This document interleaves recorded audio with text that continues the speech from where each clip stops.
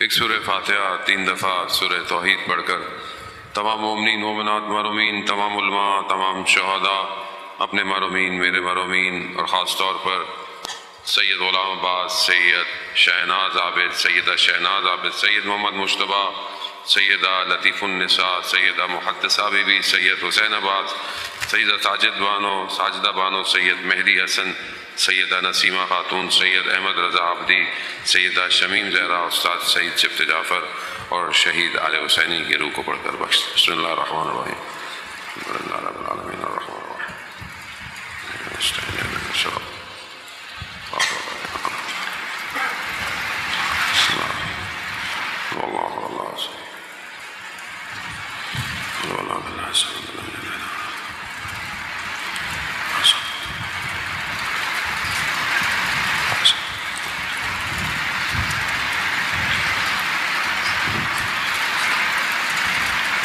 امام زمانہ کی سلامتی کے لیے بلند تر صلوات۔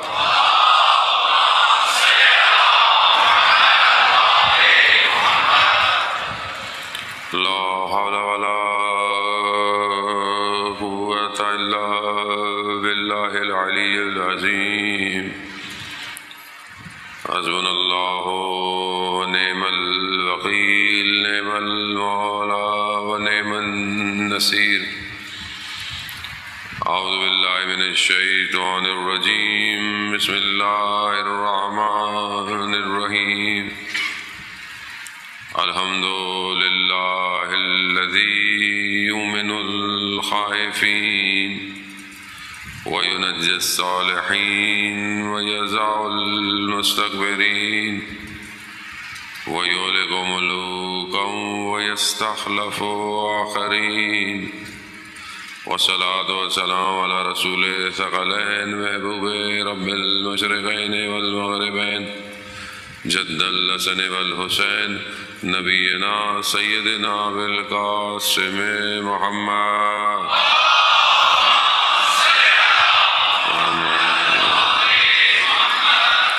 وعلى آلہ الطیبین الطاہرین المعصومین لا سیما بقیت اللہ فی الارضین روحی وارواحنا لتراب مقدم الفدا ولعنت اللہ علی اعدائهم اجمعین۔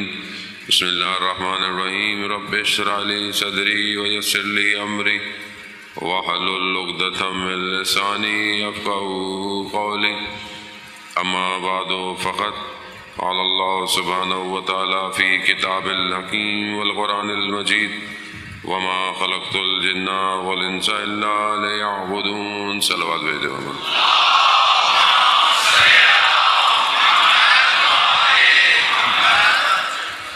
عزاداران سید الشہداء ایام عزا اور سید الشہداء علیہ الصلوۃ والسلام کے قیام کا مقصد انہی مجالس کے ذریعے سے ہم نے خود بھی سننا ہے اور دوسروں تک بھی پہنچانا ہے۔ امام کا پیغام دین کی بقا اور دین کی نصرت۔ امام کا قیام اس لیے کہ اللہ کا دین زمین پہ باقی رہ جائے، اس کے لیے کوئی بھی قربانی ہو کوئی بھی سیکریفائس ہو، امام اس سے پیچھے نہیں ہٹے۔ اور یہی پیغام ہمارے تک پہنچا کہ تمہارے لیے جو چیز ضروری ہے وہ تمہارا دین ہے۔ انسان ایک جمع اور ایک جماعت جو ہے وہ تو جانور بھی زندہ رہتا ہے، جانوروں بھی آپس میں ہوں، اور وہ جانور کہ جہاں اللہ نے اتنے مخلوقات کو خلق کیا وہاں پر ہر طرح کی مخلوق کو خصوصیت بھی دی ہے۔ ایسا نہیں ہے کہ جانور بیکار خلق ہوئے، ہر جانور کا کوئی نہ کوئی مقصد بھی ہے۔ لیکن جانور جتنے بھی آپ دیکھیں، جب آپ ان کی زندگی کو مطالعہ بھی کریں تو آپ کو بہت سے حیرت انگیز چیزیں بھی ملتی ہیں، لیکن ان کا پیٹرن فکس ہے، ان کے ہاں تبدیلی نہیں ہے، ان کے ہاں رشد نہیں ہے، کمال نہیں ہے۔ جانور جیسا خدا نے اس کو بھیجا وہ ویسے ہی چل رہا ہے۔ اللہ قرآن میں کہتا ہے ہم نے شہد کی مکھی کو وحی بھیجی، اعلام بھیجا، کس کے لیے؟ کیسے وہ شہد کو بنائے۔ خدا کہتا ہے ہم نے پھر اس میں شفا بھی رکھی۔ اب اس کو کون بتا رہا ہے؟ پھول کون سے ہیں، کیسے لینا ہے، گھر کس ہیگزاگونل ڈیزائن وہی ہے، جیسے 1000 سال پہلے تھا ویسے ہی ہے، تبدیل نہیں ہوا. شہد کی مکھی نے نہیں سوچا کہ اے آئی کا دور آ گیا ہے تو میں چھتا تبدیل کر لوں، وہ ویسا ہی ہے. چونٹی سسٹمیٹک مینجمنٹ اتحاد پایا جاتا ہے، کس طریقے سے چلتی ہے، کس طریقے سے گرمیوں میں سردیوں میں اپنے لیے ذخیرہ کرتی ہے. جو چیز جیسی تھی ویسی ہی ہے، کیونکہ وہ اشرف المخلوقات نہیں ہے. خدا کہتا ہے حدیث قدسی میں، اے بنی آدم میں نے پوری کائنات کو تمہارے لیے بنایا مگر تمہیں میں نے اپنے لیے بنایا. یعنی سب اپنے اپنے حساب سے ہے، کسی کا حساب کتاب نہیں ہے. انسان کے فائدے کے لیے ہر چیز بنائی، لیکن انسان کو خدا اپنی طرف بلا رہا ہے. اس کو جو چیز الگ دی وہ نطق دیا، عقل دی، جو کسی اور کو نہیں دی. جو بھی جتنا کام کر رہا ہے وہ بائی ڈیفالٹ کر رہا ہے، اس کے اندر انسٹالڈ ہے، ہر چیز اس کے اندر انسٹالڈ ہے. بہت سارے جانور ہیں، آپ مطالعہ کریں گے تو آپ کو پتہ چلے گا اس کے اندر یہ بھی ہے، اس کے اندر یہ بھی ہے، لیکن سب بائی ڈیفالٹ ہے. تبدیلی انسان کو اللہ نے روئے زمین پر بھیجا تو اسے عقل دی، اور عقل کے اندر یہ صلاحیت ہے کہ وہ رشد کرتی ہے، وہ کمال پہ لے کے جاتی ہے. وہی انسان جو پہلے کیسے تھا آج کیسے جی رہا ہے، وہی خوراک ساری زمینی تھی آج وہ کیا کیا بنا رہا ہے اس. وہی دھاگا اس نے کاٹن سے بنانا سیکھا، آج وہ پتہ نہیں کیا کیا بنا رہا ہے. رشد عقل کر رہی ہے، لیکن اصل عقل کا کام ظاہری رشد نہیں تھا کہ آپ آسمانوں پہ پہاڑوں پہ چلے جائیں. یہ سب مادہ ہے، میٹلسٹک ہے. ٹھیک ہے، انسان کو اللہ نے عقل دی ہے، عقل کو استعمال کرے، اپنی زندگی کی چیزوں کو حل کرے. لیکن صحیح جس چیز کے لیے اللہ نے عقل دی وہ کمال بندگی ہے کہ وہ اس عقل کو استعمال کر اس کی بارگاہ میں جھکے، عقل اینالائز کرے کہ ہاں وہ ہے اس قابل، وہ ہے کہ جس کے پاس میں نے پلٹ کے جانا ہے. عقل فیصلہ کرے گی، اور اس عقل کو صحیح راستے پر چلنے کے لیے اللہ نے انبیاء کو بھیجا. انبیاء کا کام کیا تھا؟ اسی عقل کو صحیح کرتا رہے.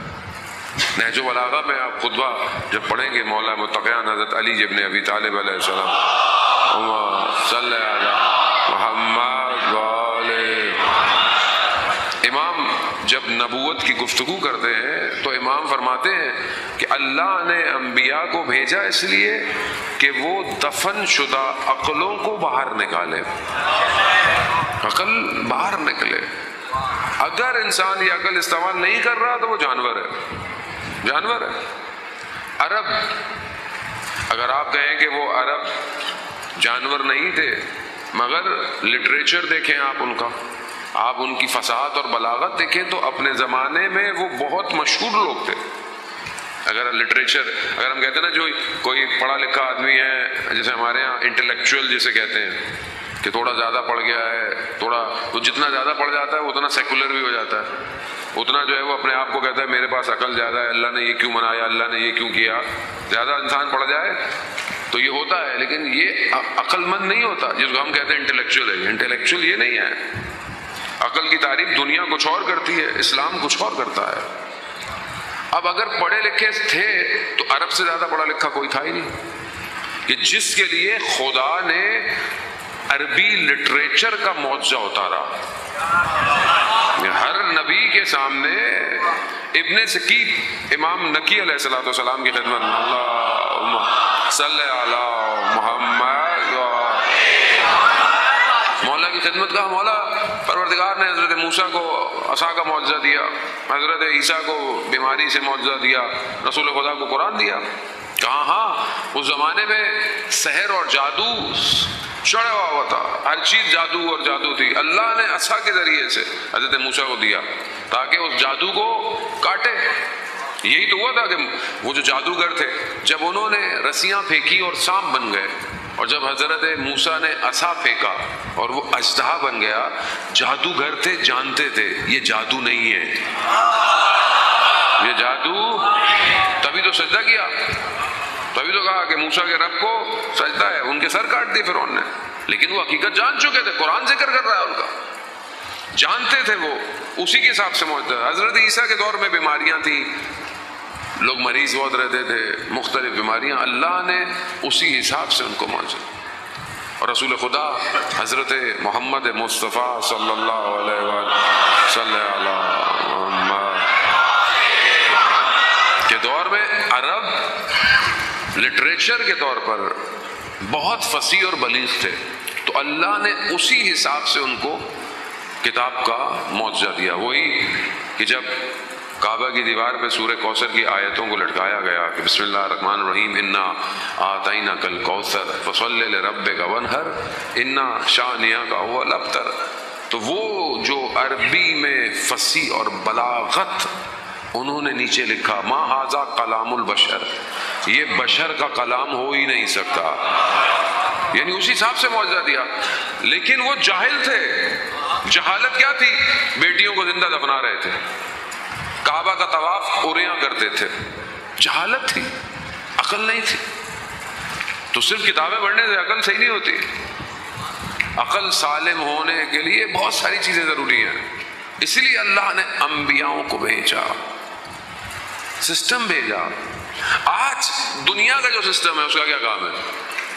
آپ کی عقل کو سلا دے، یہی کام ہے۔ جب عقل سو جائے گی یا عقل کام نہیں کرے گی تو انسان تھوڑی ہے، انسان تو جانور ہے۔ پھر قرآن کیا کہہ رہا ہے؟ ہم نے ان کو آنکھیں دی ہیں لا یبصرون، یہ آنکھوں سے دیکھتے ہی نہیں ہیں، ہم نے ان کو کان دیے ہیں لا یسمعون بہا، یہ کانوں سے سنتے نہیں ہیں، ہم نے ان کو قلب دیے ہیں لا یفقہون بہا، یہ ان سے تفکر فکر نہیں کرتے، اولئک کالانعام، یہ جانور ہیں، بل ہم اضل، اس سے بھی بدتر ہیں، اولئک هم الغافلون، یہ غفلت میں ہے۔ جانور سے بھی انسان بدتر ہو جائے جب اللہ نے جو اس کو چیزیں دی ہیں اس کو ایکٹیو نہ کرے۔ سسٹم اللہ کا سسٹم آیا اس لیے کہ یہ عقل اپ گریڈ ہو اور خود دیکھے۔ اگر زبردستی خدا نے کوئی چیز کرنی تھی تو خدا انسان کے اندر آٹومیٹک سسٹم ڈال دیتا روبوٹ کی طرح، برائی کرتا ہی نہیں ہے۔ جب نہ برائی ہوتی، ہم کہتے ہیں نا بعضوں کا اللہ تعالیٰ کیوں ایسا بنا دیا، نہ مشکل ہوتی نہ پریشانی ہوتی، تو جب مشکل پریشانی نہیں ہوتی تو پھر دنیا تھوڑی تھی، پھر تو جنت ہوتی۔ دنیا میں اللہ نے بھیجا اس لیے کہ میں تمہیں آزماؤں تم میں اچھا عمل کس کا ہے۔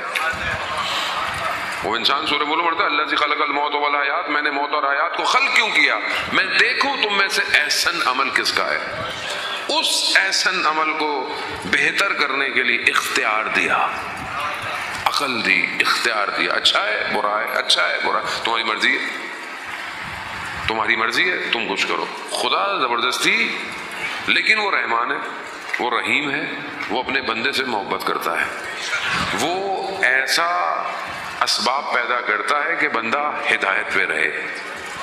وہ بندہ اگر اپنی پوری کوشش میں ہے کہ میں ادھر ہو جاؤں، جیسے چھوٹا بچہ نہیں ہوتا جس کو جتنا سمجھائیں پھر بھی وہ ضد کرتا ہے، مجھے یہ کرنا ہے، مجھے کہنا بیٹا نقصان دہ ہے، نہیں مجھے یہی کرنا ہے، نقصان دہ ہے، نہیں بیٹا، آخر میں وہاں کہتے بیٹا کر لو جاؤ، پھر جب نقصان ہوتا ہے تو پھر رو رہا ہوتا ہے بیٹا۔ وہ انسان بھی ویسے ہی ہے، خدا روک رہا ہے تمہارے لیے فائدہ مند نہیں ہے، نہیں اللہ تعالیٰ مجھے یہی چاہیے، چھوٹے بچے کی طرح ضد میں لگا ہوا ہے۔ جان محترم وہ پھر بھی رحمان ہے، وہ کہتا ہے میرا بندہ فجر میں اڑ جائے گا، ملائکہ بھیجتا ہے اٹھانے کے لیے، ہم لوگ کروٹ بدل کے سو جاتے ہیں، ملائکہ آتا ہے، جان محترم اللہ بندے سے محبت کرتا ہے، انتظار کرتا ہے میرا بندہ کب میری بارگاہ میں آئے گا، کب آئے گا، کب پہنچے گا۔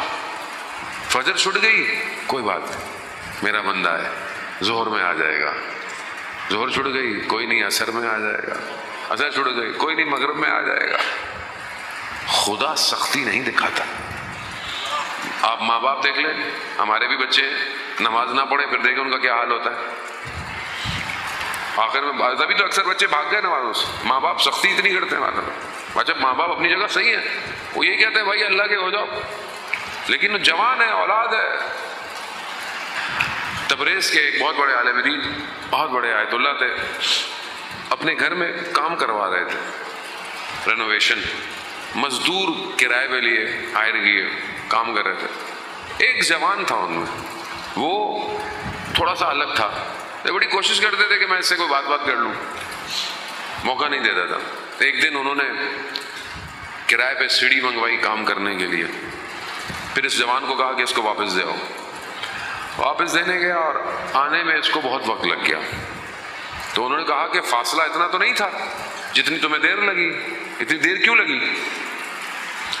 کہتا ہے کہ سیڑھی لمبی بہت تھی اور گلی میں جو دیواریں تھیں گھروں کی وہ بہت نزدیک تھی، اگر میں تیزی سے جاتا تو سیڑھی کسی کی دیوار پہ خراشیں لگاتی، اور دیوار لوگوں کا حق ہے، میں یہ حق کیسے دیتا؟ اس لیے مجھے دیر لگ گئی۔ ہم اپنی زندگی میں کتنی خراشیں لگاتے ہیں، کسی کی گاڑی پہ لگ بھی گیا تو دیکھتے ہیں کوئی دیکھ تو نہیں رہا، نکل لو۔ ایک خراش روز محشر روک دے گی، حساب ہے، دنیا سے بچ جائیں گے، اللہ کا کیمرہ آن ہے، سب لکھ رہا ہے۔ انہوں نے کہا اچھا جب نماز کا وقت ہوتا ہے، کھانے کا وقت ہوتا ہے تو سب کھانا کھاتے ہیں اور وقت بھی ہوتا ہے، تو آپ نماز کیوں پڑھتے ہیں؟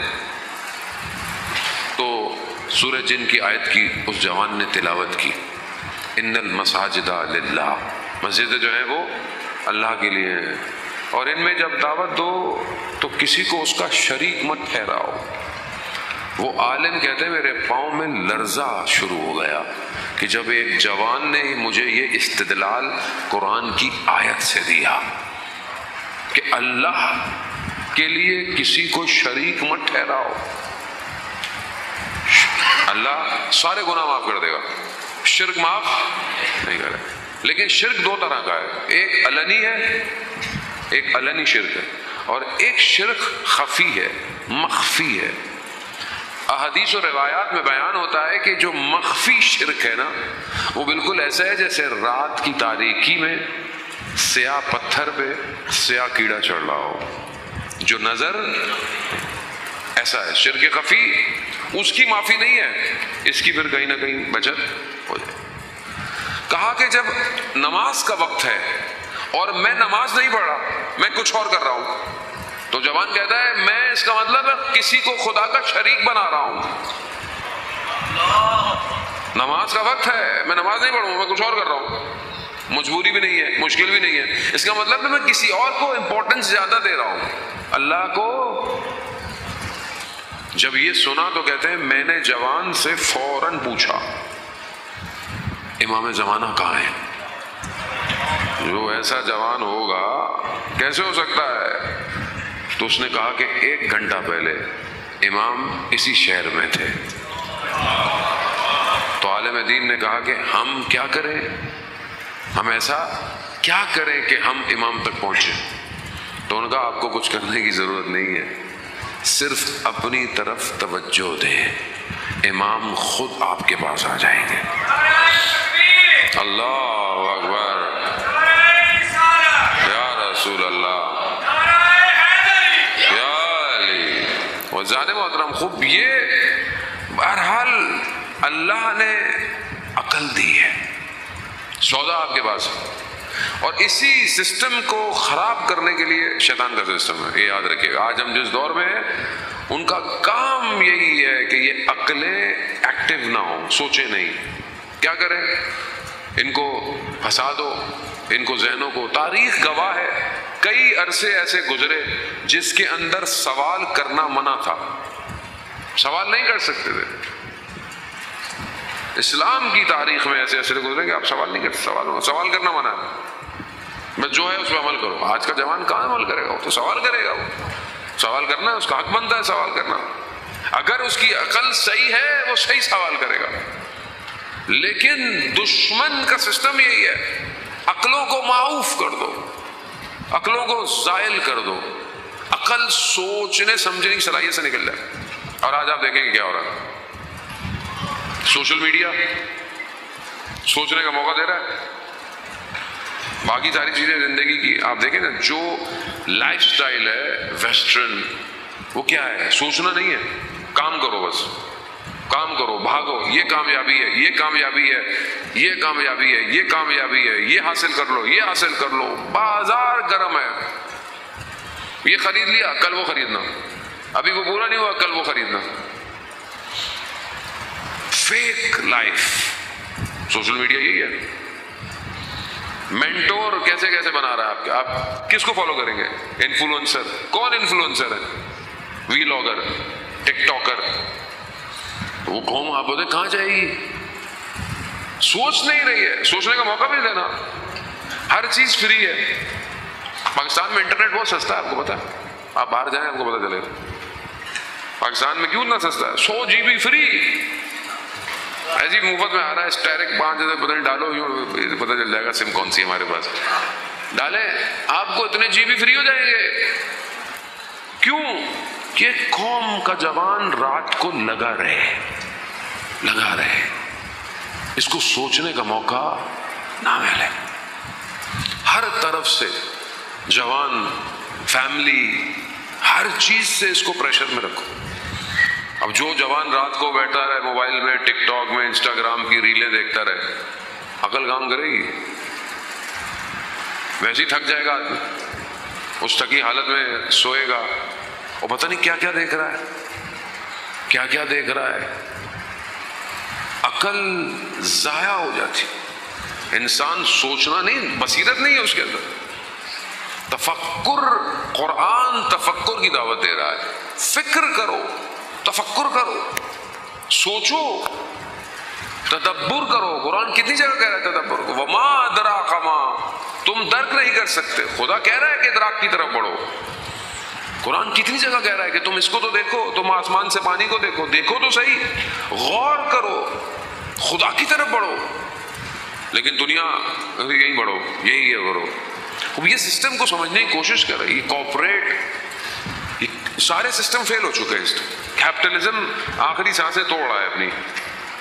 انسان کی ترقی کو مادے کی ترقی رکھا ہوا ہے. مگر کہ انبیاء نہیں جانتے تھے. ہر نبی جانتا تھا، مگر نبی کا کام اس عقل کو کمال بندگی کی طرف لے کے جانا تھا. اور دشمن کا کام کیا تھا؟ اس کو خاموش رکھو، ان کو دبا کے رکھو، بتوں کی پوجا کی طرف لے آؤ، کبھی ستاروں کی پوجا کی طرف لے آؤ، کبھی آگ کی پوجا کی طرف لے آؤ. یہ سوچے نہیں. اللہ کا ولی جب آتا تھا تو سوچواتا تھا. حضرت ابراہیم علیہ السلام جب شہر کے لوگ باہر چلے گئے، سارے بتوں کو توڑ دیا. بتوں کو توڑا اور بڑے بت کے گلے میں ڈال دیا وہ جس سے توڑا تھا. یہ آئے رات کو، کہا یہ کس نے کیا؟ کہا اس سے پوچھو جو تمہارا بڑا ہے. کہا یہ تو لکڑی کا ہے، یہ تو بتا نہیں سکتا. کہا جو بتا نہیں سکتا وہ تمہارا خدا کیسے ہے؟ تو لنگر دیا.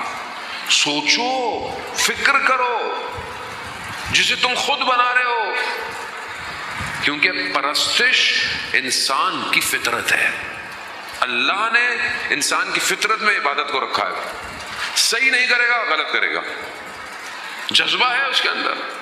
بہت ساری چیزیں، اگر صحیح خوراک نہیں ملے گی غلط چلا جائے گا. صحیح خوراک دینی ہے. آپ جوان کو اگر صحیح جگہ سے نہیں ملے گا دین، وہ غلط جگہ جائے گا. قصور ہمارا ہے. ہم کتنا تفکر ایجاد. حضرت سلیمان علیہ السلام کو اللہ نے حکومت دی، انہوں نے چیزیں بنائی. حضرت داؤد نے لوہے کو موڑ دیا، بات کو. لیکن سب کا کام، اصل کام اللہ کی طرف لے کے جانا تھا. اب آپ دیکھیں سسٹم، الہی نظام عقل کو رشد دیتا ہے. رشد، خود معرفت ہو، ادراک ہو کہ کون ہے میرا خالق، اس کے قبضے میں کیا ہے. قرآن کہہ رہا ہے ان اللہ علی کل شیء قدیر، میں ہر چیز پر قدرت رکھتا ہوں، علیم ہوں، بصیر ہوں. علم ذاتی ہے پروردگار کا. خدا کا علم کہیں سے لیا. اب جب وہ کسی سسٹم کو بھیج رہا ہے یا کسی نمائندے کو بھیج رہا ہے تو اس سے بہتر کوئی ہو سکتا ہے؟ نہیں ہو سکتا. یا تو پہلے خدا کو سمجھنے کی کوشش کریں. عقل دی اس لیے ہے کہ آپ توحید کو سمجھیں تو صحیح. مشکل یہی ہے کہ توحید ہی نہیں سمجھ رہے نا. توحید پہ سوال ہی نہیں ہے, توحید کے بارے میں گفتگو ہی نہیں ہے, اللہ کے بارے میں بھی نہیں ہے. بعض عقائد ہمارے ہی مسالے دوست احباب ہیں, خدا عرش پہ کرسی لگا کے بیٹھا ہوا ہے. جو خدا کہیں بیٹھا ہو تو وہ تو پھر وہی ہے. ہمارا خدا تو ایسا نہیں ہے. خدا تو وہ ہے کہ جس کے قبضے میں پوری کائنات ہے. وہ ایسا ہے کہ تمہارے سے جڑا ہوا, تمہارے ساتھ نہیں, اور تم سے الگ ایسا کہ تم سے جدا نہیں ہے. وہ خدا وہی ہے. یعنی یہ ساری چیز عالم اسی کے اندر ہے. لیکن ایسا نہیں ہے کہ وہ تمہارے اندر حلول کرتا ہے یا غلوب, نہ جانے محترم. بہت ستھرا دین ہے, دین بہت صاف ہے. اسے ہم لے گئے ادھر ادھر, لیفٹ رائٹ رہ گئے, کیونکہ ہم نے دین وہاں سے نہیں لیا جہاں اترا تھا. جہاں اترا تھا وہاں سے دین نہیں لیا ہم نے. جیسے بہت سارے لوگ کہتے ہیں وہ پیر صاحب, بزرگ صاحب اتنے عرصے تک جو ہے وہ یہاں بیٹھے رہے, وہاں بیٹھے. جانے محترم, اگر دین میں کسی جگہ بیٹھنا کامیابی تھی تو پھر آخری پیغمبر غار حرا میں بیٹھے ہوئے تھے. اللہ نے کہا نہیں, نیچے جاؤ, اقرا, لوگوں کو پڑھاؤ, تعلیم دو. دین یہ ہے, دین بہت صاف ہے. بغیر شریعت کے کوئی کمال پہ نہیں پہنچ سکتا. کوئی بولے کہ نہیں جی ہمارا تو طریقہ الگ ہے یا طریقہ نہیں. اگر طریقہ ہوتا تو پھر مولا کائنات سے بڑھ کر کوئی طریقہ تھا. علامہ امینی رضوان اللہ تعالیٰ علیہ کہ جنہوں نے الغدیر کتاب لکھی, کتنے سال لگے؟ 30-40 سال ایک کتاب میں لگ گئے. کیا لکھا؟ مولا کائنات کے فضائل لکھے, مناقب لکھے, اشعار لکھے. جتنا جس نے لکھا تھا اس کو جمع کیا, اور اتنے سال لگ گئے. بغداد سے, ہندوستان سے, دمشق سے, جہاں جہاں ان کو پتہ چلتا تھا پہنچ جاتے. دمشق میں بیٹھے ہوئے تھے, دوسرے مسلک کے علماء تھے. انہوں نے کہا کہ آپ مولا علی کے بارے میں بہت بڑا چڑھا کے گفتگو کرتے ہیں. انہوں نے کہا کیا کرتے ہیں؟ کہا کہ امام رات کو 1000 رکعتیں پڑھتے تھے. تو انہوں نے کہا وہ تو امام تھے, وہ تو مولا تھے, 1000 رکعت تو میں پڑھ سکتا ہوں. کہا میں پڑھ سکتا, جبکہ ان کی ٹانگ میں مشکل تھی, تکلیف ہوتی تھی ٹانگ میں ان کے. لیکن انہوں نے شروع کی, اور آدھی رات نہیں ہوئی, اور آدھی رکعتیں. تو انہوں نے کہا نہیں بس کافی ہے. کہا نہیں میں پوری پڑھوں گا. تو ان سے کسی نے پوچھا کہ آپ بھی روز رات کو 1000 رکعتیں پڑھتے ہیں کیا؟ کہا نہیں میں روز نہیں پڑھتا. کہا پھر؟ کہا اس دن میں نے سوچا مولا جانے اور رکعتیں جانے.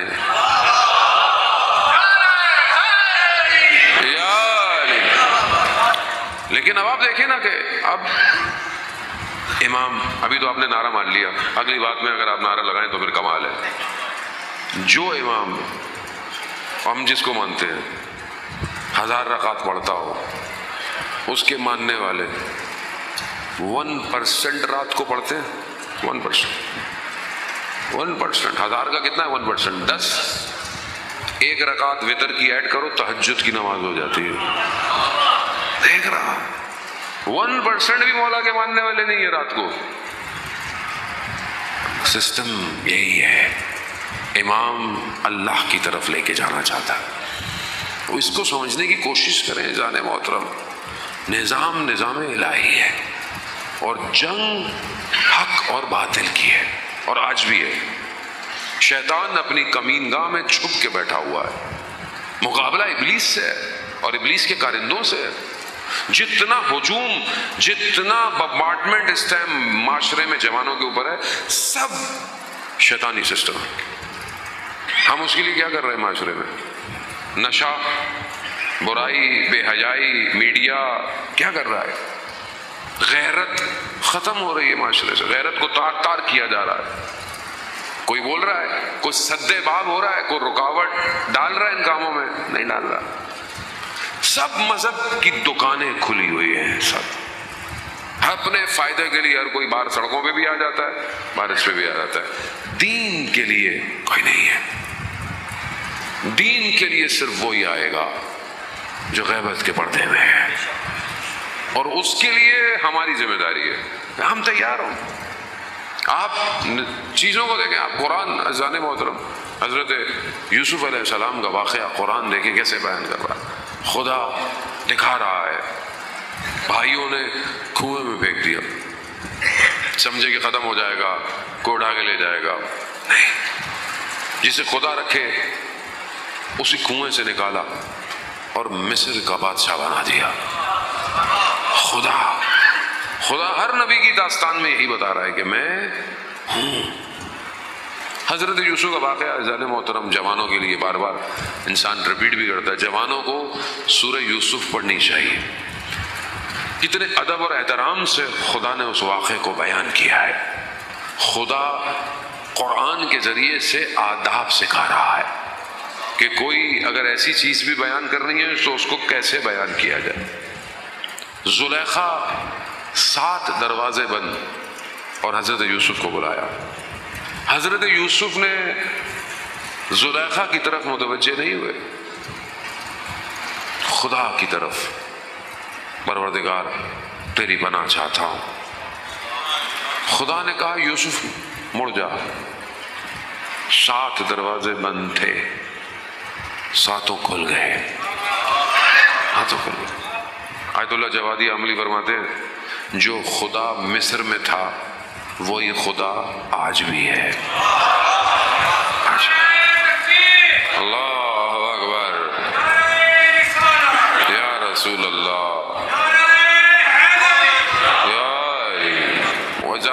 آج بھی وہی خدا ہے۔ آج بھی ہم اپنی زندگی میں پھنسے کسی جگہ پہ ہوں، جوان ہے، غلطی ہوتی ہے، انسان ہے، کوتاہی ہے، ماحول ہے، خدا کہتا ہے پلٹ جاؤ، میں ہوں نا تمہیں نکالنے والا۔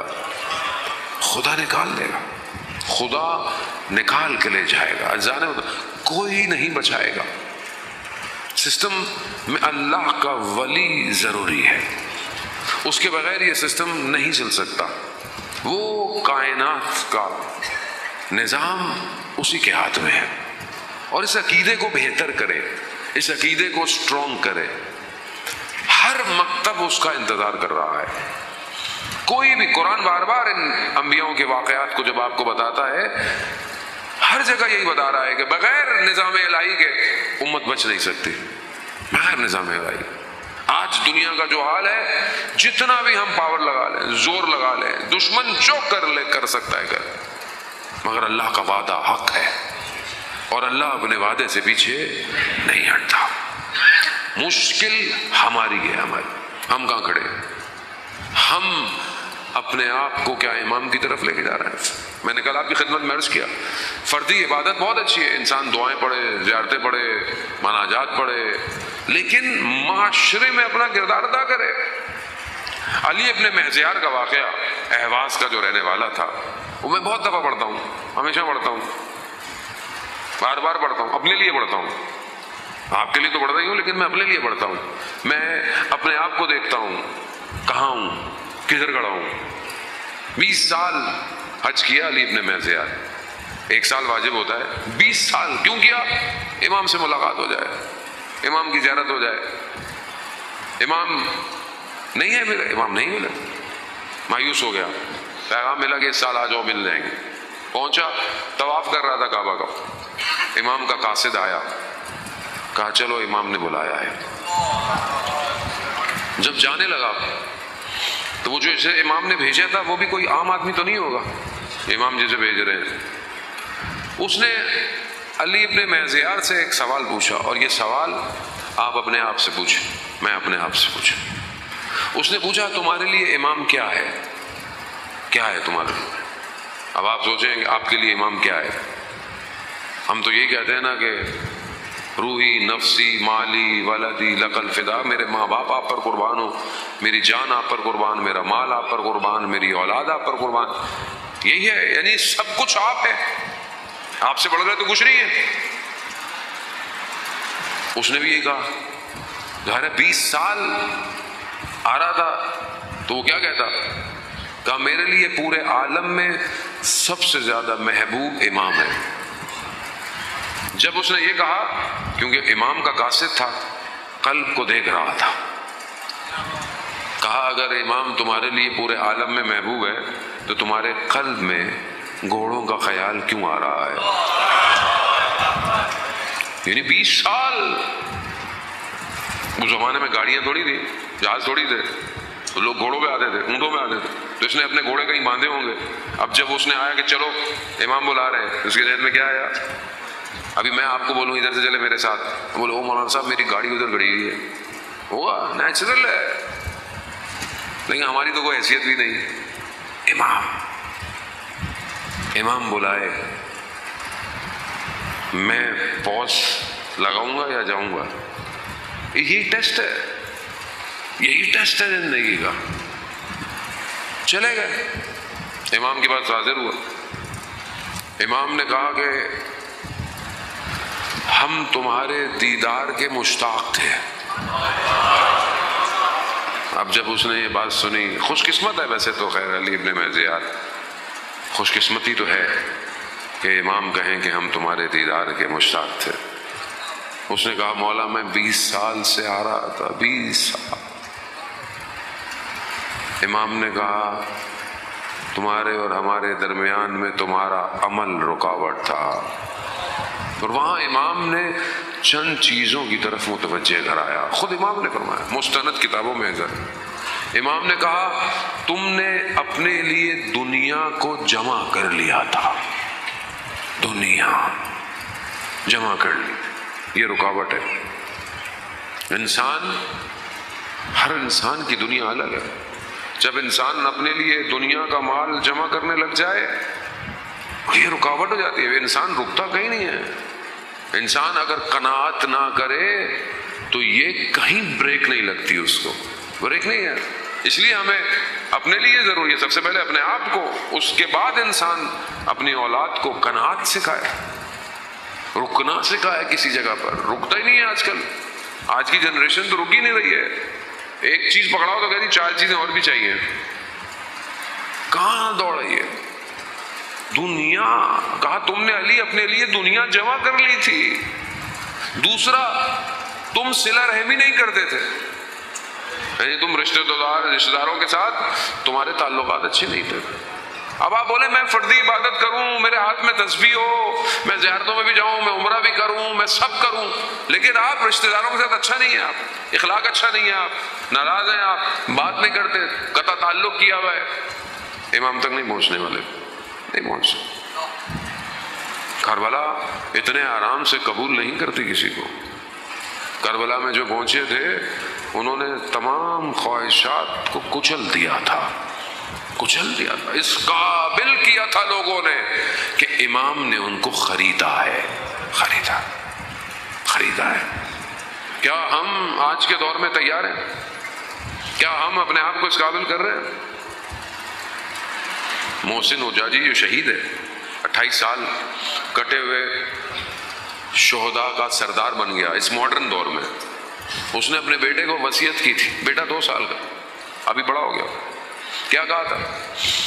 بیٹا دنیا بہت پر آشوب ہے، فتنے کا دور ہے، اس فتنے کے دور میں ایسا کرنا کہ خدا تمہارا خریدار بن جائے، خدا خریدے تمہیں، کچھ ایسا کرو کہ خدا کہے کہ ہاں یہ میرا بندہ ہے۔ نہیں چھوڑتا خدا کسی کو۔ آپ ایک قدم تو اٹھائیں، پھر دیکھیں وہ آپ کے لیے کیا کرتا ہے۔ رجب علی خیاط گناہ آمادہ ہے، گناہ کرنے کے بجائے گھر کے دروازے پر گئے، خدا سے گفتگو کی، خدا تیری خاطر دروازہ بند نہیں، کھول کے باہر جا رہا ہوں، تو میری خاطر کیا کرے گا؟ جیسے ہی باہر گئے اللہ نے عالم غیب کو کھول دیا۔ رجب علی خیاط ہر اس زمانے میں جس کی کوئی مشکل ہوتی تھی اس کی علت، ریزن بتا دیتے تھے، یہ مسئلہ ہے تمہارا۔ ایک عالم دین کے پاس ایک شخص آیا، تاجر تھا، کرپٹ ہوا ہوا، کام نقصان، کاروبار نقصان، سب نقصان۔ عالم سے کوئی وظیفہ لے کے گیا، پھر دیکھا کہ عالم بازار میں نظر آیا، اس کے بعد کہا کہ بھائی آپ نے کہا کام نہیں کیا، کہا یہ جو بزرگ جا رہے ہیں ان سے بات کرو۔ رجب علی خیاط جا رہے تھے، کہا کہ میرا ایسا ایسا مسئلہ ہو گیا ہے، کوئی دعا دے، کوئی وظیفہ دے۔ کہا کسی دعا وظیفے سے تمہارا کام نہیں ہوگا۔ کہا کیوں؟ کہا 6 مہینے ہو گئے تمہاری بہن کے شوہر کو مرے ہوئے، تم نے اس کے یتیم بچوں کے سر پہ ہاتھ نہیں رکھا۔ عالم غیب کھلا ہوا ہے۔ کہا کیا کروں؟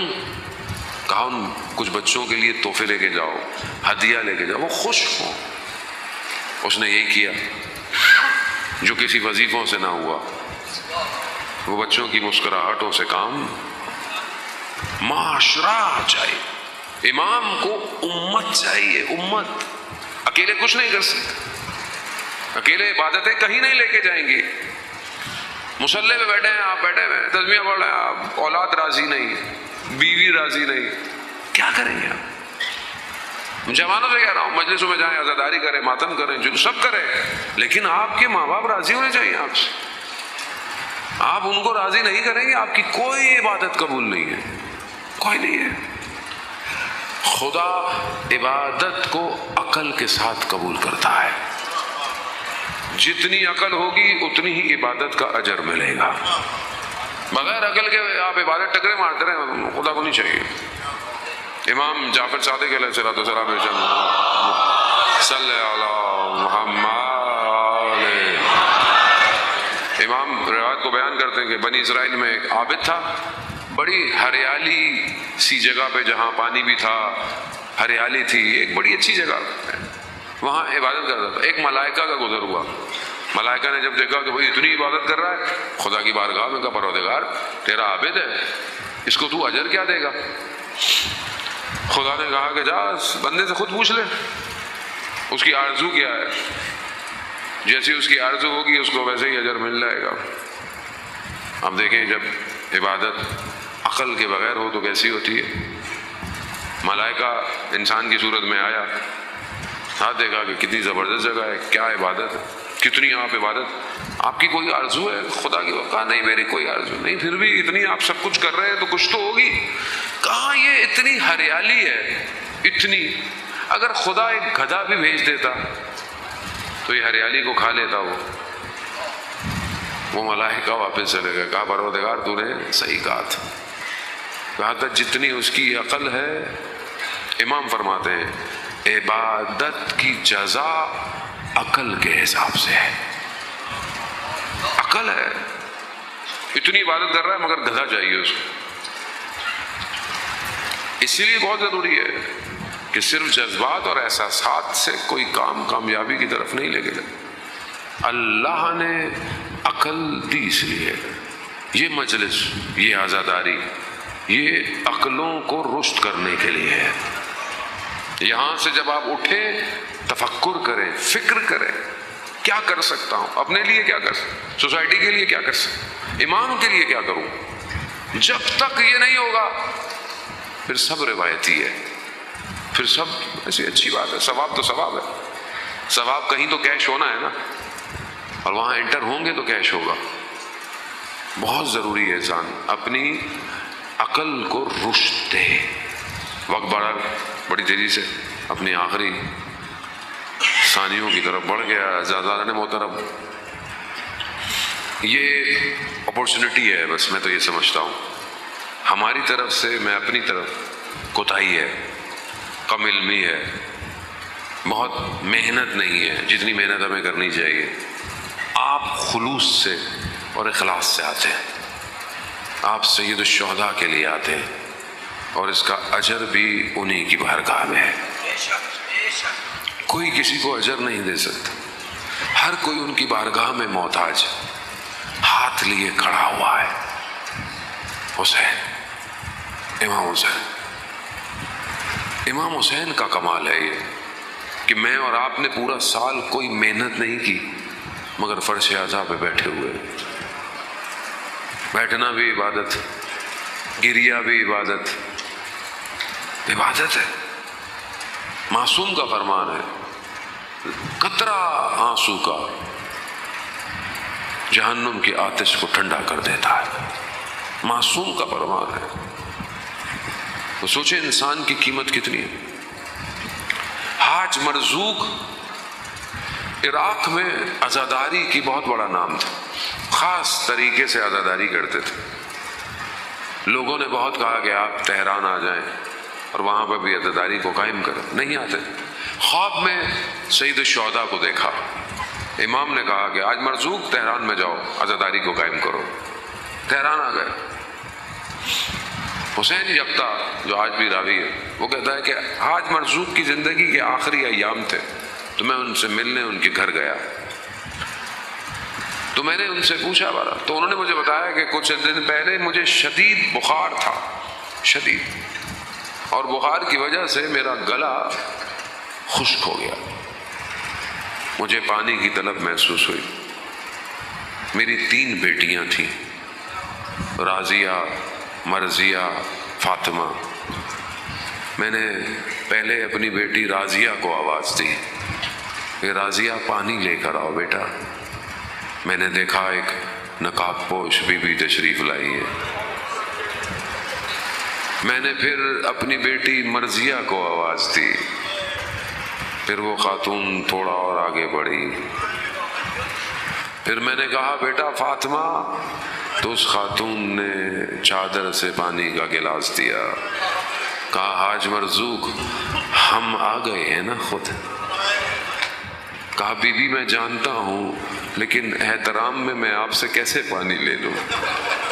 کہا حاج مرزوق ساری زندگی ہمارے بیٹے کی نوکری کی ہے تم نے۔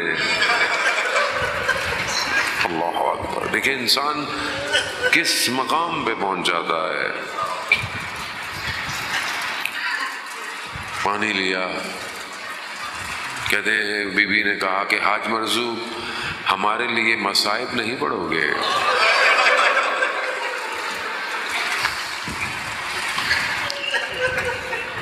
حاج مرزوق نے کہا کہ میں قربان آپ پر، بیماری کی وجہ سے ڈاکٹروں نے مجھے منع کیا ہوا ہے، لیکن آپ حکم پر ہیں، کون سی مصیبت پڑنی ہے۔ ماں ہے، بیٹے کی مصیبتوں کو بھی جانتی ہے کہ کون سی ایسی مصیبت تھی کہ بدن بھاری پڑ گیا۔ آج مرزوق علی اصغر کے مصائب پڑھو، میں قربان جاؤں۔ باب الحوائج، چھوٹا سا بچہ ہے لیکن حاجتوں کا دروازہ ہے۔ بڑے بڑے عالم جب پھنس جاتے تھے تو اس کربلا کے چھوٹے شہید سے توسل کرتے تھے۔ حاجتوں کا دروازہ، اور کیوں نہ ہو جس کی اپنی حاجت پوری نہ ہوئی۔ روز عاشور جب امام نے استغاثہ بلند کیا، ہے کوئی میری مدد کرنے والا، دیکھا کہ خیموں میں کچھ شور ہے، امام خیمے میں آئے، امام نے کہا میں ابھی زندہ ہوں۔ کہا اس بچے کو چین نہیں آ رہا، کبھی اس آغوش میں کبھی اس آغوش میں۔ امام نے کہا اسے مجھے دے دو۔ جیسے ہی امام کی آغوش میں آیا، علی اصغر خاموش ہو گئے۔ جناب علی اصغر جانتے ہیں یہ میری آخری آغوش ہے۔ امام ابا میں ڈال کر باہر نکلے، دشمن سمجھا کہ امام قرآن لے کر آ رہے ہیں، قرآن تو نہیں تھا، قرآن کا پارا تھا۔ ایک عالم دین کہتے ہیں کہ میں شدید گرمیوں میں کرمان سے مشہد جا رہا تھا اپنے گھر والوں کے ساتھ، راستے میں گرمی کی وجہ سے گاڑی میں پانی ختم ہو گیا، ریڈیٹر، گاڑی رک گئی، شدید گرمی، نہ باہر نکل سکتے تھے نہ اندر کچھ کر سکتے تھے۔ میں پانی کی جو میرے پاس بوتل تھی میں باہر کھڑا ہو کے کوئی گاڑی کو روکوں، میں کافی دیر کھڑا رہا، کوئی رکا نہیں۔ میں نے گاڑی کی طرف دیکھا، میرے بچے گرمی میں، میری زوجہ، اور ان کی گود میں ایک میرا چھوٹا سا بچہ تھا۔ مجھے کچھ سمجھ نہیں آیا، میں نے بچے کو اٹھایا اور میں سڑک پہ یوں کھڑا ہو گیا۔ کہا بڑی تیزی سے ایک ٹرک آ کر روکا، پیچھے گاڑیاں رک گئیں، شخص نیچے اترا، اے مرد کیا ہو گیا ہے؟ میں نے کہا کہا گاڑی میں پانی ختم ہو گیا. کہا پانی ختم ہو گیا, بچے کو لے کے کیوں کھڑا ہے؟ شریف آدمی بچے کو بھی گرمی میں لے کے کوئی کھڑا ہوتا ہے؟ کہا میری گاڑی میں پانی ڈالا, میری پیچھے ڈگی میں پانی رکھ دیا, اور جب تک یہ کام ہوا میرے بچوں کو دوسری گاڑی میں اے سی میں بٹھا کے رکھا انہوں نے کہ گرمی بہت ہے. پھر مجھے اس ڈرائیور نے کہا کہ آپ آگے آگے چلو, ہم پیچھے پیچھے چلیں گے, کہیں پھر گاڑی خراب نہ ہو تمہاری, تمہارے ساتھ چھوٹے چھوٹے بچے ہیں. وہ کہتے ہیں میں جیسے ہی گاڑی میں بیٹھا میں نے اسٹیئرنگ پکڑی, میں رونا شروع ہو گیا. میری زوجہ نے کہا رو کیوں رہے ہو؟ کہا یہ مجھے جانتے نہیں تھے مگر میرا مولا حسین روز عاشورہ ہاتھ میں بچے کو لے کر کہا اگر مجھ پہ رحم نہیں کرتے. رحم نہیں ہوا, مجھ پہ رحم نہیں کرتے. علی اصغر پیاس کی شدت ہمیں محسوس نہیں ہوتی, ہم محسوس نہیں کر سکتے. بعض مقتل کہتے ہیں کہ بچے کی زبان ایسے تھی جیسے کوئی مچھلی پانی کے باہر ہوتی ہے. ایسی دشت کربلا, ابھی بچہ اپنے بابا کو دیکھ رہا ہے, اور ملا بچے کی پیاس بجھا دو. تیر جس کا وزن جناب علی اصغر سے زیادہ تھا اتنی تیزی سے آیا, ذبح نہیں کیا, نہر کیا. جو جانور ہوتے ہیں نا اونٹ اور بڑے, وہ ذبح نہیں ہوتے, اسے نوکیلی چیز گلے میں ڈالی جاتی ہے. جناب علی اصغر ننھی سی جان نہر ہوئے, تیر لگا, جناب علی اصغر نے اپنے آپ کو بابا کے ہاتھوں میں پلٹا دیا کہ بابا دیکھے نہ مجھے. تیر مولا کے بازو میں کہتے ہیں پیوست ہوا, تھوڑا سا خون ہے, نہ آسمان لیتا نہ زمین لیتی. صبح سے بدنوں کو اٹھا اٹھا کے چھوٹا سا بدن بھاری ہو گیا. بھاری ہو, ایک قدم آگے بڑھاتے ہیں انا للہ, دوسرا قدم آگے انا للہ. امام سے خیموں کی طرف چلا نہ گیا. بعض مقتل کہتے ہیں بچہ خیموں میں گیا ہی نہیں, بعض کہتے ہیں گیا لیکن فوراً واپس لے لیا, کہیں ماں مر نہ جاتی. خیموں کے پیچھے چھوٹی سی قبر بنا کے علی اصغر کو دفنا کے امام حسین سے اٹھا نہیں گیا. آواز آئی حسین اٹھ جاؤ. عزیزان محترم, آپ کے چھوٹے بچے ہوں, خدا تمام مریض بچوں کو شفا دے, بے اولادوں کو اولاد دے. چھوٹا بچہ ماں کے لیے بڑا مشکل ہوتا ہے.